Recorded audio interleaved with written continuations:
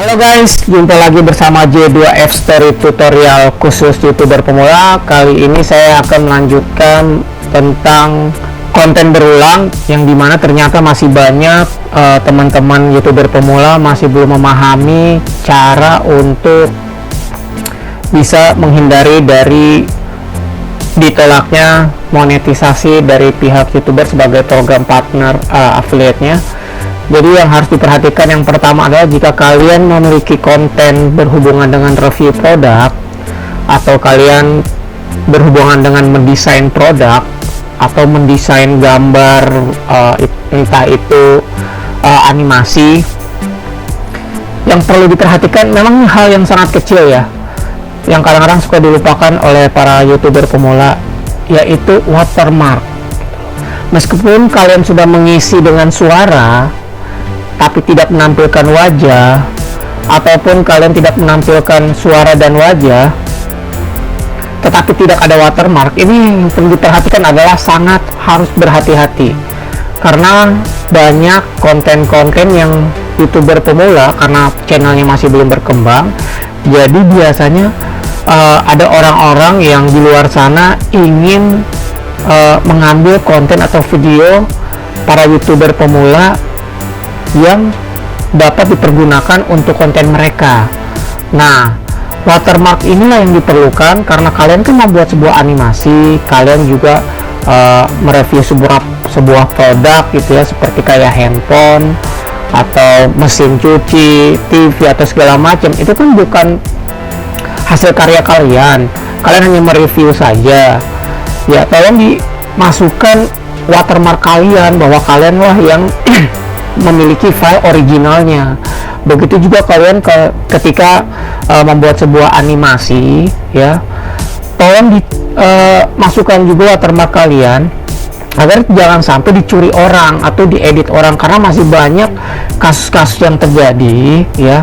Mungkin karena mereka sudah channelnya dimonetisasi, mereka tinggal upload konten, kan yang kasihan kan YouTuber pemulanya, dia baru mulai, baru ingin mengembangkan channelnya, dia yang membuat originalnya untuk mereview produk atau mendesain produknya, tiba-tiba dicuri orang. Nah, hal inilah yang harus diperhatikan buat para YouTuber pemula, agar selalu masukkan watermark dan tampilkan di dalam video kalian, taruh di tengah-tengah, agar supaya memang jangan sampai diedit orang ya, atau diambil orang.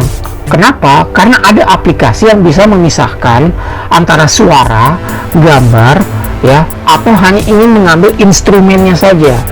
Ada aplikasi yang bisa seperti itu ya, dan itu sangat berpengaruh sekali gitu. Dan ini akan berakibat fatal ketika YouTuber pemula ingin mengajukan monetisasi terkena konten berulang, walaupun sebenarnya itu original, walaupun sebenarnya itu ada suaranya, tapi nggak ada wajah kalian, nggak ada watermarknya.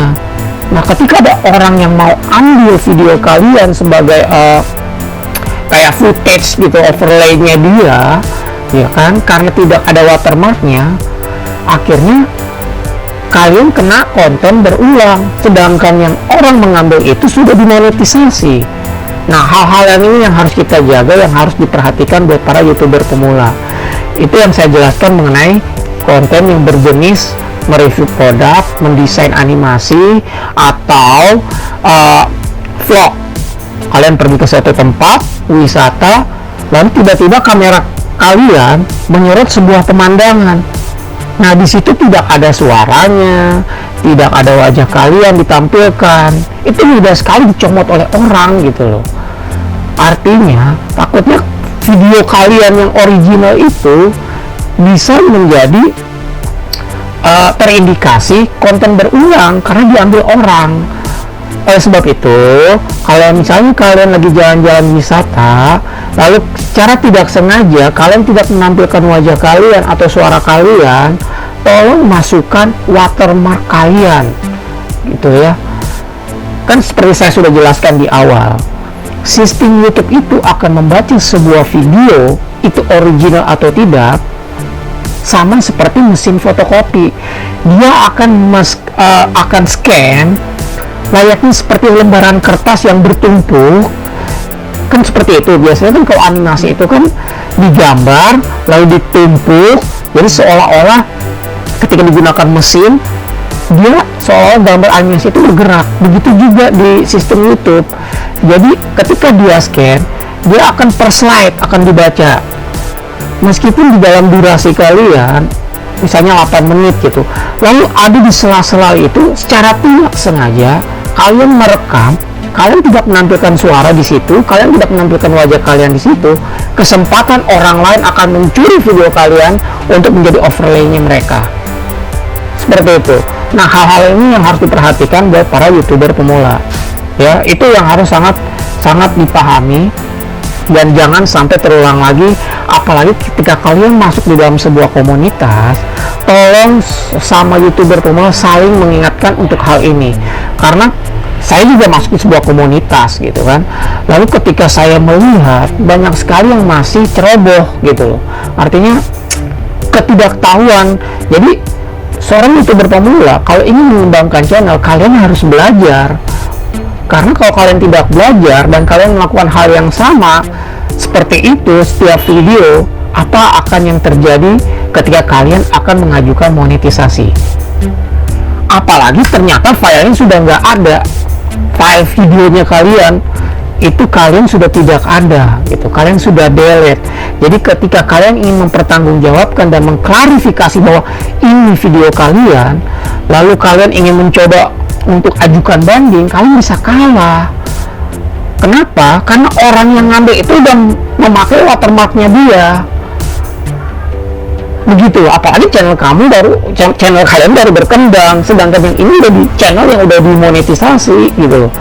Sudah tidak perlu memikirkan hal-hal untuk pengajuan monetisasi lagi. Mereka tinggal mengembangkan, membuat sebuah video-video saja. Dan ini sangat-sangat riskan buat teman-teman di tahun 2023 ini. Seperti saya katakan di video sebelumnya, sistem YouTube setiap tahunnya selalu terupdate.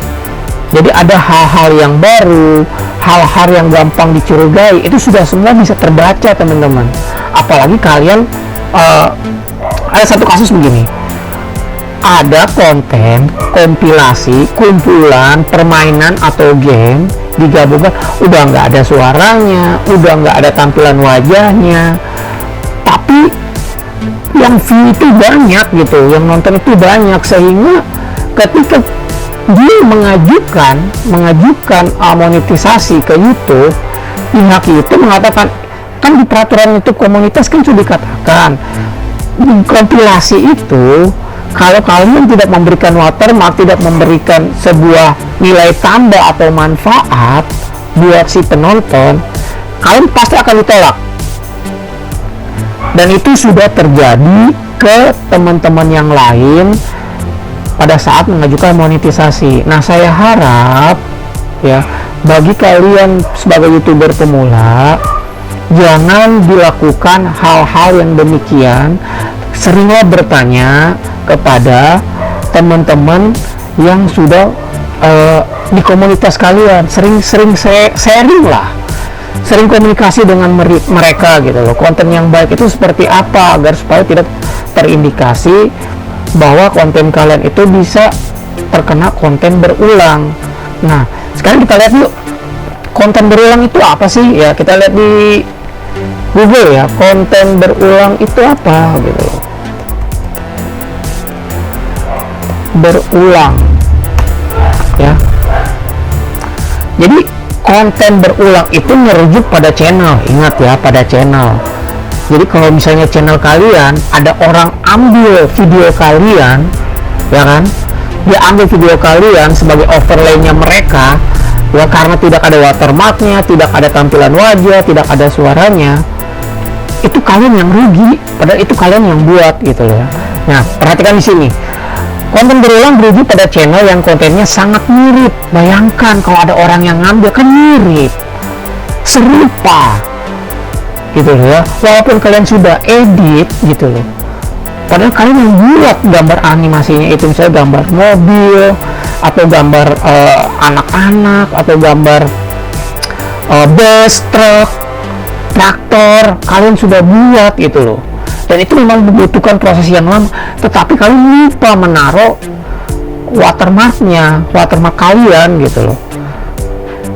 Jadi saya harapkan kepada para YouTuber pemula, jangan sampai terulang seperti itu. Mereka yang sudah pernah ditolak oleh monetisasi ya disebabkan karena itu, karena dia tidak menunjukkan wajah dan tidak memunculkan suaranya. Kadang-kadang main Mobile Legends dia cuma kompilasi dari kumpulan-kumpulan file-file video-video, lalu tidak ada mukanya, tidak ada suaranya. Itu sangat susah sekali untuk diajukan banding, apalagi filenya sudah tidak ada gitu loh. Jadi kepada para YouTuber pemula, saya berharap jangan sampai terulang dan jatuh ke lubang yang sama. Harus belajar, banyak update, sering buka YouTube, sering buka peraturan komunitas YouTube, sering buka update-update terbaru apa saja yang muncul di YouTube. Itu penting. Buat apa kalau misalnya subscriber kalian banyak, jam tayang kalian banyak, tapi terkena konten berulang? Oke, cukup sekian dari saya.